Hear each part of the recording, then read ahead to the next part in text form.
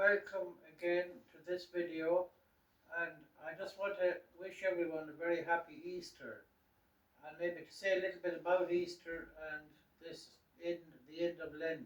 We're approaching now Holy Week, which will be coming soon. Holy Week is really, in many ways, about Jesus coming into Jerusalem on a donkey and all the people there with palms, and they hailed him as a great king coming in. And they said, Hosanna, blessed is he who comes in the name of the Lord.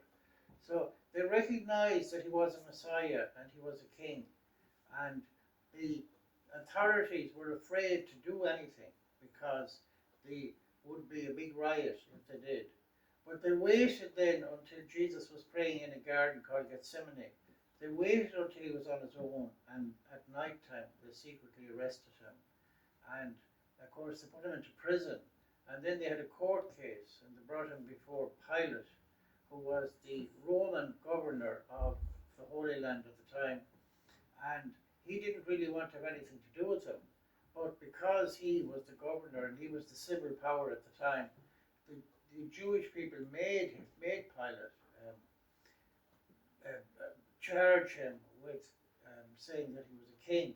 And they used, especially when you read John's Gospel, what they used was, they used the thing that Jesus was seen as a king.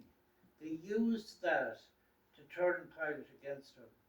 And because Pilate was a subject of Caesar, and he was an agent of Caesar, the king in Rome, so there couldn't be any other king. But Pilate really knew that he was a different kind of king. Jesus himself said that to Pilate. Pilate, in the end, didn't want to kill Jesus. He didn't want to crucify him. He wanted to let him go, but there was a custom at the time of the Passover to let somebody go, but they wanted somebody else to be let free.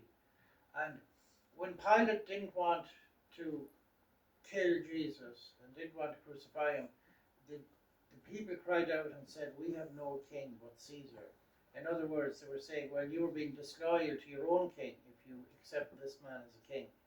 So they put him into a situation where it was a no-win situation for him. So he couldn't do anything except crucify Jesus, really, and they wanted him crucified. So then he was crucified, and he was scourged, and he had to wear a crown of thorns, and he had to carry a heavy cross. And it was a very painful death to be crucified up on a cross. You died from suffocation in the end, but it was very painful and very slow. So that is the Holy Week, and Holy Week consists of Holy Thursday, which Holy Thursday is the Mass of the Lord's Supper, and this year we intend to have the washing of the feet. We intend to have some people there, and I will wash their feet in the same way that Jesus did at the Last Supper. Good Friday then we celebrate the veneration of the cross and the reading of St. John's Gospel, who describes the Passion of Jesus and all he suffered. I mentioned some of those details there in what I said. And of course the big feast day of the whole year is the Easter Vigil, which always occurs after dark. So it'll probably be around 9 o'clock or 8:30 or whatever time we work out when it will be dark. And we light the Paschal candle, and then we have readings, and then we also bless holy water, and we have the Eucharist and communion. Easter is about coming back to life. Jesus came back to life. He was crucified and died a terrible death, but he came back to life again. And that is the message of Easter, that there's always hope, and that we look beyond this life to eternal life. And that's what we call the Paschal Mystery, the death and the resurrection of Jesus. And the Paschal Mystery, in many ways, is built into our own personal lives. Because as we know ourselves, we have bad days and we have good days. And the bad days sometimes lead on to the good days.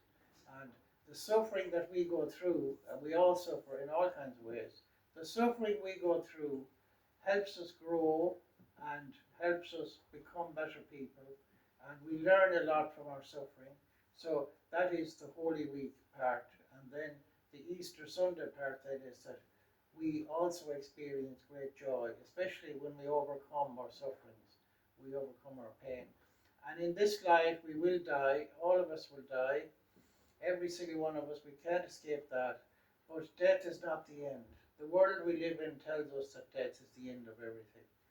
And we are told by the New Testament and by the teaching of Jesus and by the church, we're told that death is definitely not the end. In actual fact, the life we come to experience after death is eternal life, is heaven, and it's a much more fuller, greater life. And Jesus himself said in John's Gospel, he said, I came that they may have life and have it to the full. And what he meant by that was to have eternal life, which is what we all long for and which will be our fulfillment in heaven. So I wish you all a very happy Easter. And Easter, of course, is a lovely time of the year as well, weather-wise. It's really springtime.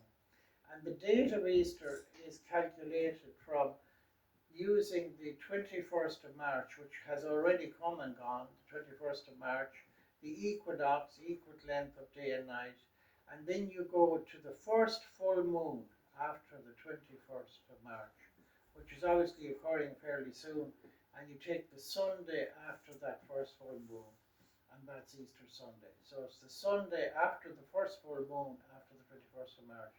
And by then, spring is definitely on the way and is definitely here. So that's why it's a very beautiful time of the year.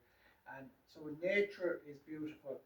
But what we're celebrating when we come to church at Easter is eternal life, which is even more beautiful than nature and the beautiful world that we experience at this time. So I hope that you will enjoy the springtime and the beautiful nature, but that also that you will get a taste of heaven from going to the ceremonies in Holy Week and Easter.